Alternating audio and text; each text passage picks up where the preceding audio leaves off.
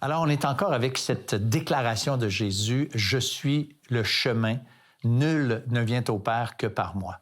Alors, Martin, cette question, cette déclaration de Jésus nous oblige à réfléchir et à se poser des questions parce que comment toi, t'es venu à la foi? Comment cet exercice spirituel, comment tu l'as vécu? Parce que je vais dire, moi, je trouve que la foi, c'est pas un saut dans le vide. C'est quelque chose d'intelligent.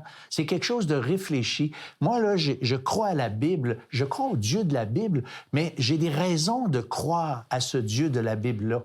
Alors, toi, ton cheminement, ça ressemble à quoi par rapport à la démarche, j'allais dire, intellectuelle de la foi? Ça se résume en deux questions que je me suis posées parce que je me suis quand même posé beaucoup de questions aussi au sujet de la foi, tu sais. Est-ce que tout ça est vrai? Puis j'ai fait des recherches, j'ai fait des fouilles dans les Écritures, dans des livres que j'ai lus, mais ça se résume en deux questions que je peux poser comme ça. La première, quelle vision du monde répond le mieux aux questions existentielles?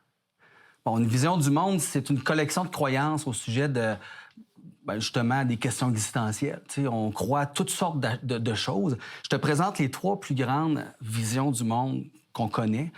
On a ceux qui ne croient pas en Dieu, qu'on appelle l'athéisme. On a ceux qui croient en Dieu, qu'on appelle le théisme. Puis on a ceux qui croient que Dieu est dans tout. Et dans la matière. Et partout. Donc ça, c'est Dieu. Moi, je suis Dieu. Puis il y a même une femme, il y a quelques semaines, avec qui je parlais, puis qui disait, moi, quand je marche dans les feuilles, Dieu, c'est les feuilles. Donc, on appelle ça le panthéisme. C'est quand même répandu aussi, plus qu'on pense. Alors, les trois visions du monde sont très différentes dans leur approche, puis ils peuvent pas tous être vrais, François. Puis chacun d'entre nous, on a pris ou adopté une de ces visions du monde-là avec laquelle on vit, puis on dit, c'est comme ça. Alors, laquelle de ces visions du monde répond le mieux aux questions existentielles? Questions existentielles, on connaît tous ces questions-là, on se les pose peut-être, on s'est sûrement déjà tous posé ça. Comment la vie a commencé à partir de rien? D'où est-ce qu'on vient? Où est-ce qu'on va? Est-ce que Dieu existe? Pourquoi on est ici? Qu'est-ce qu'il y a après la mort? Donc, il y a plein de questions comme ça. Puis même quand on regarde la complexité de la création, moi, je suis fasciné, François, par la complexité puis la beauté de la création.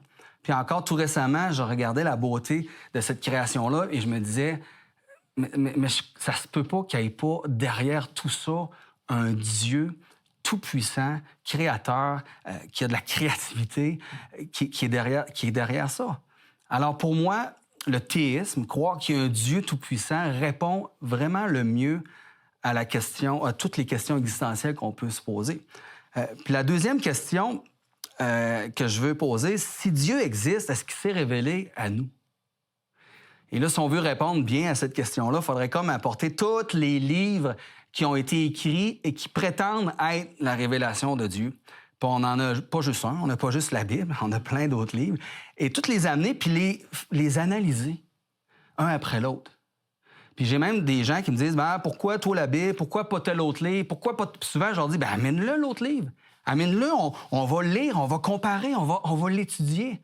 Puis c'est ça que j'ai fait un peu dans mes lectures, dans mes recherches. Puis c'est ça aussi que c'est un musulman, en fait, qui s'est converti au christianisme, qui s'appelle Nabil Qureshi. Il y a un témoignage en livre, puis il a écrit un livre aussi de son expérience. Puis ça m'a vraiment touché, ce livre-là. Lui, il était à l'école, puis il y avait un ami qui était chrétien, puis il a essayé de le convertir à l'islam en prêchant les doctrines.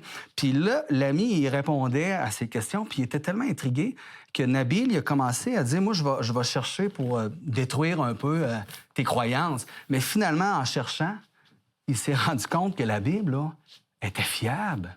Elle avait un fondement solide. Puis que oui, Dieu, il s'est révélé à travers la Bible et il s'est converti. Et je te lis une citation qu'il écrit dans son livre, parce que suite à cette conversion-là, voici ce qu'il a écrit. Il dit, ce qui s'est passé ensuite, quand il a découvert que la Bible était fiable, il dit, a secoué mon monde et m'a secoué jusqu'aux tripes. Mon ami a utilisé les mêmes normes critiques que j'avais utilisées contre les doctrines chrétiennes pour défier l'islam. Sous le poids de cet examen, les fondements de l'islam se sont effondrés. Quitter l'islam signifiait sacrifier tout ce que je connaissais et trahir les gens que j'aimais le plus. Alors, il a été des années à croire qu'il était dans le bon chemin. Puis quand il a commencé à étudier c'était quoi, il s'est rendu compte que la Bible était fiable. Puis c'est ça que j'ai fait, moi aussi. J'ai regardé la Bible, j'ai commencé à l'étudier pour voir, puis elle est fiable. Et ça m'amène à croire que Jésus, ce qu'il dit, c'est vrai, il est le seul chemin. Vous avez des questions ou des commentaires sur ce que vous venez d'entendre? Contactez-nous par téléphone ou réagissez sur les médias sociaux.